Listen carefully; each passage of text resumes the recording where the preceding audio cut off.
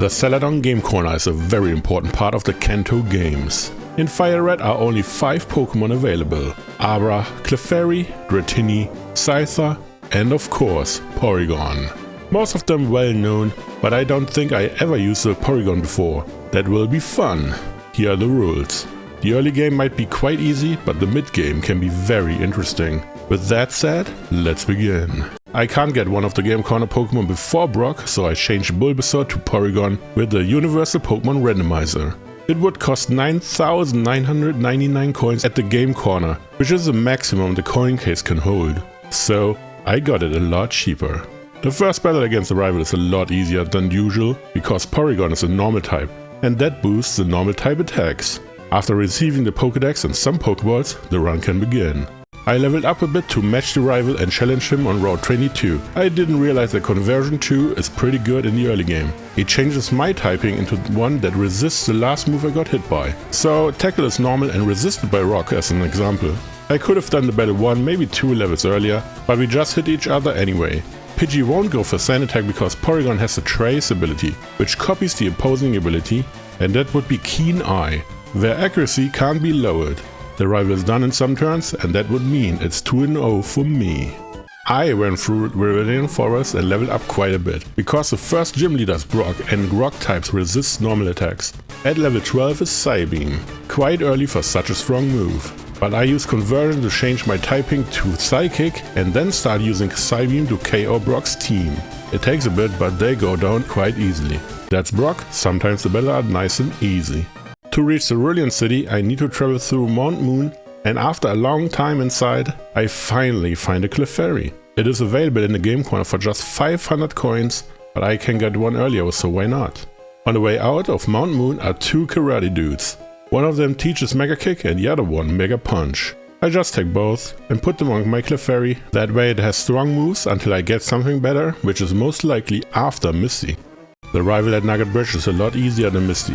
Porygon uses agility to be faster than anyone in his team besides Quick Attack, and then Conversion to get the same type attack bonus on Psybeam. After that is done, I only press on Psybeam until his team is defeated. Thanks to Trace, I don't need to worry about Sand Attack.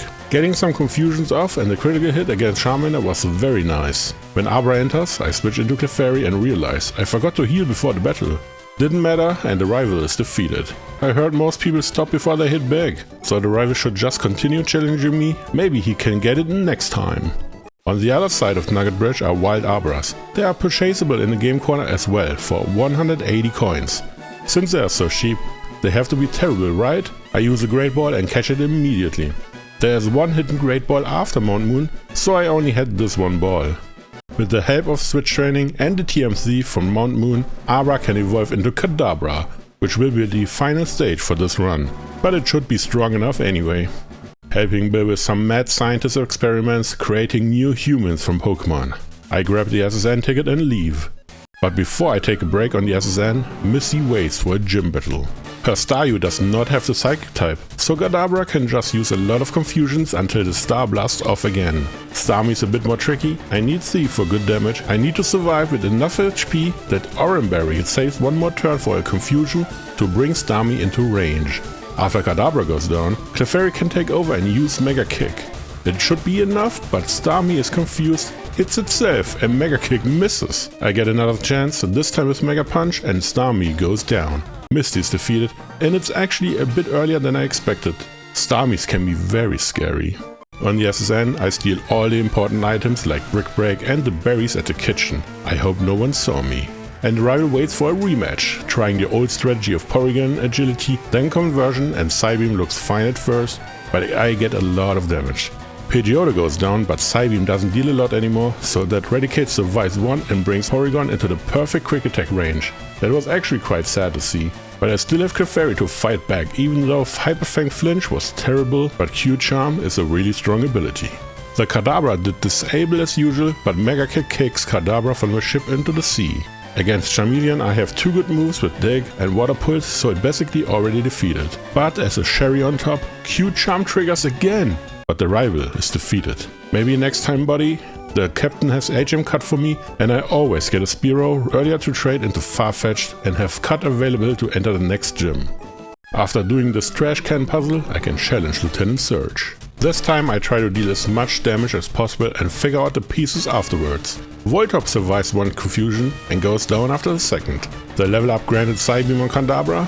Maybe I should have leveled up one more level before this fight. Pikachu doesn't stand a chance and goes down. Raichu is really tanky, but I just critical hit and nearly take it out. Double Team is my least favorite move in any Pokemon game. It's horrible. For some reason I hate it even more than Minimize. Don't know why. But Kadabra goes down to Quick Attack. Porygon was really sad. First got hit by Shockwave and I thought it doesn't survive another. Psybeam deals no damage, and when I thought I could maybe do it, Psybeam misses thanks to the earlier Double Team. But Trace into Static at least got the Raichu paralyzed to grant me one free turn due to full heal. Which Clefairy actually needed since I used Water Pulse instead of Dig, and Raichu needs 2 hits to go down. The battle was way closer than I thought it would be. Maybe the Game Corner crew isn't strong enough to face the challenges to come? After a smooth passage through Rock Tunnel and grabbing the berries on Route 8, I enter Celadon City, home to the Celadon City Game Corner.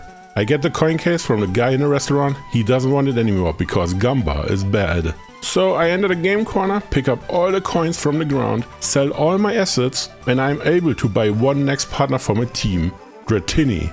Unfortunately, I already used Water Pulse and Shockwave, so Dratini will be a bit weak for the next battles. The next big battle is Erika, and I have a Kadabra which I'm willing to use. With Twisted Spoon, Psybeam is enough to KO the team besides Vileplume. That battle drags on a bit because of Stun Spore and Hyper Potion, but in the end it's all the same. Erika goes down and Kadabra came out on top, with full HP as well, but I'm confident Porygon could have done so as well. Under my beloved Game Corner is Team Rocket. They control the Celadon Game Corner for too long, and that's enough. I will go to the manager and will beat him up. Clefairy has Water Pulse, which is way too much for Onix and Rhyhorn to handle. They go down so fast. Kangaskhan is a bit different, it is very tanky and I got scared after some Leer. I thought Psychic deals a lot of damage, but not from a Porygon it seems. But Giovanni used so many Leers, he is basically handing the battle to me, and the only damage I received was Bite, which is special in this game, so that was useless. Giovanni runs away so fast, he dropped the Silph Scope, which allows me to venture to the top of Pokemon Tower, but the rival is blocking the way and wants to battle again. Very unfortunate that Kadabra with Shockwave encounters the whole team. Besides Chameleon, all of them are weak to either Shockwave or Thief. Dark is special in this game, so Kadabra really likes that move. But even Chameleon just needs 2 hits to go down. Smokescreen can be annoying, but isn't. To be fair, I was quite overleveled, I skipped this battle not to go here twice.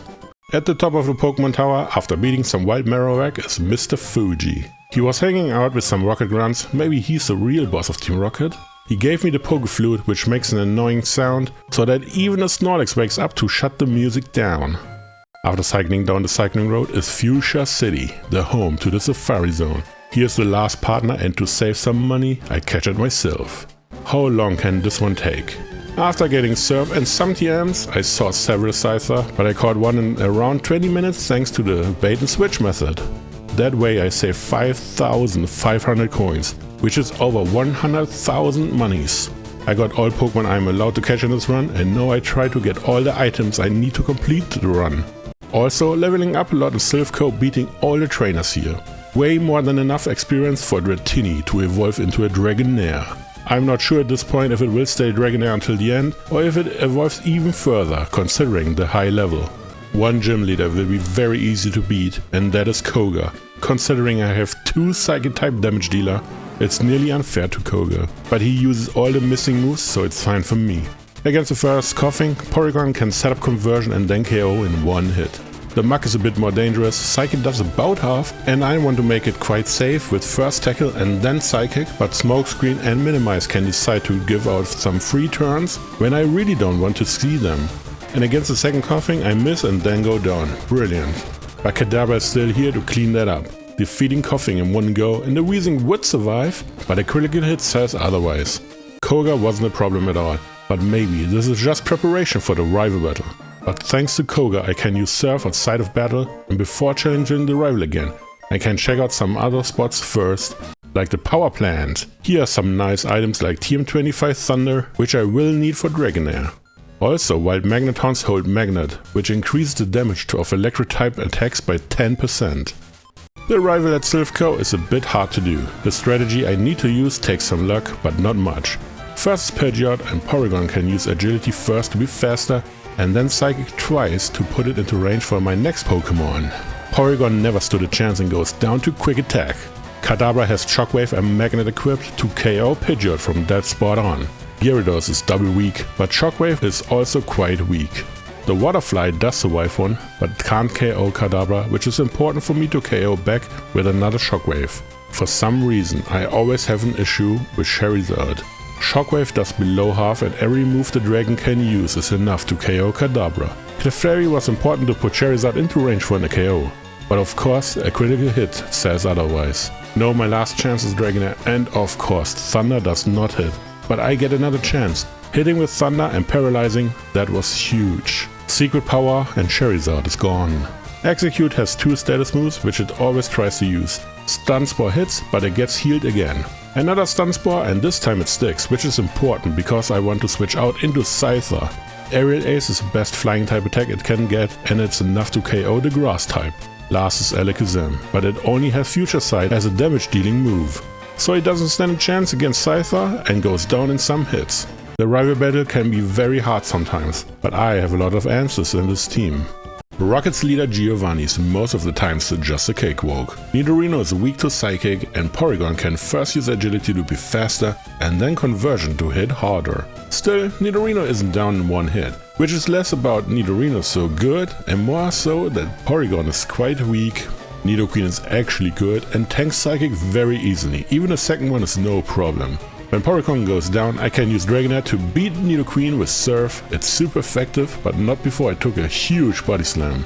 Against Kangaskhan, I press on Rain Dance. I have no idea what I was thinking, so it has to be a misclick. That was embarrassing. Dragonair goes down immediately, and rightfully so. Scyther comes in and uses Aerial Ace. It did way less than I actually expected, but Kangaskhan doesn't really want to fight my Pokemon anyway, and after a lot of turns, the normal type goes down. Last is Rhyhorn, and it is weak to Steel. And why not use Steel Wings? It actually has Rock Blast and could have destroyed Scyther at any point, but Giovanni didn't want to. I think he had already planned to retire before I battled him. So he just makes a little show and then disbands Team Rocket for good. Silph Co is rescued and I can check out the gym in Saffron City. I defeated the fighting gym real quick with Scyther to learn Sword Stance on 36. That should make Sabrina a lot easier to handle. First using Sword Stance against Kadabra and the sweep with Aerial Ace. Reflect seems a bit hard to deal with, but it will turn off at the perfect time when I have to face Alakazam. Venomoth is even weak to flying type attacks and it just Mr. Mime who survives one hit thanks to the Reflect, but it doesn't use any relevant moves. Alakazam is faster, and as long as it doesn't get a critical hit on Scyther, it can't win. It's that simple actually. At first I was a bit skeptical against Sabrina, but Sword Stance on Scyther is really strong and her team is very weak on the physical defense. With everything done here, I can fly to Pallet Town and surf south to Cinnabar Island.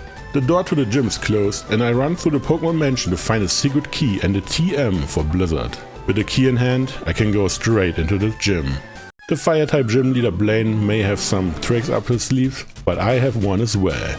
Growlithe is the weakest Pokemon he has and I can use Dragonair with Rain Dance against it to reduce Fire-type damage and increase Water-type damage. Growlithe and Ponyta go down in one go easily. Against Rapidash, it's a bit more complicated. It is faster and could use Bounce, while Surf probably won't KO. So I went for Thunder instead. It has a 100% hit in Rain and could paralyze, but nothing of the sort happened and Rapidash goes down in 2 hits. Arcanine is of course a big bad guy and Rain stopped. I thought I'd deal some damage with Surf and see what's going on then. Was a bit confused that Arcanine is slower, but I take it. Dragonair goes down and I use Clefairy next. But it wasn't able to do anything before it got destroyed by Arcanine's takedown. The damage looked fine and wanted to try using Scyther to KO, but it was barely not enough and right into the healing range. So I used Porygon for agility in the potion turn, but the damage was so low it didn't really matter. Of course, Fire Blast only misses at the one Pokemon where it didn't matter. Kadabra has to beat Arcanine now, and when Psybeam confused, I thought this could be it. especially full heal a free turn. Another hyper potion was used and I was thinking about the next try, but I got another confusion of. An Arcanine hit itself not once but twice in a row just for Kadabra to win the battle. That was crazy and I take the win gladly. Thank you Arcanine for playing with me. Only one badge is left. Giovanni is the last gym leader and his team screams being weak to Dragonair, but let's see. First is Rhyhorn and it goes down to one Surf.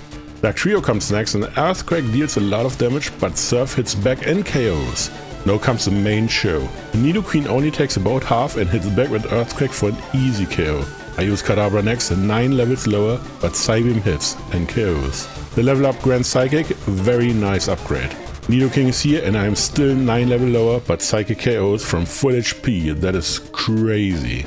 Last is Rhyhorn and Psychic nearly KOs again, which was amazing, but Kadabra goes down in one hit. It can't take any hits. Now Clefairy 17 level lower and Water Pulse does about 3/4 of the HP. Another pulse into another potion, but this time with confusion, just to get the last full heal before Rhyhorn goes down.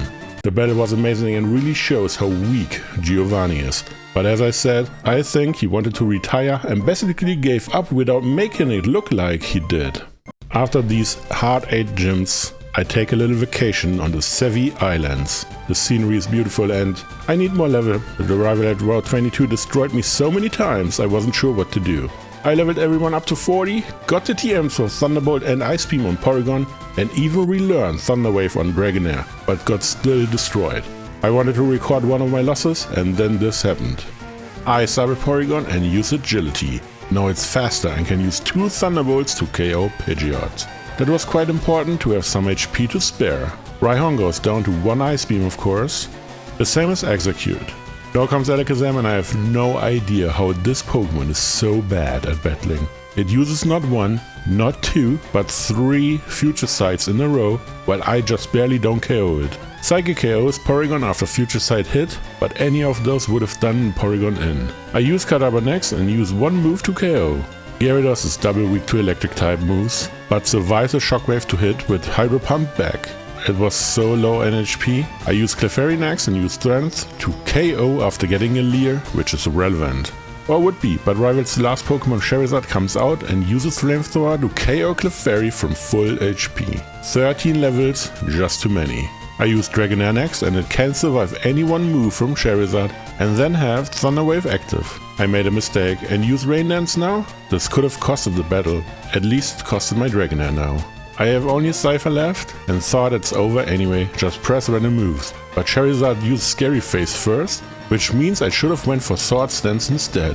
Doing it now, getting hit down to 5 HP. I just hope for the best and Charizard stayed paralyzed. That was amazing. I knew I just won now. The Fire Dragon goes down, the rival is defeated, and I can move on to the Elite Four.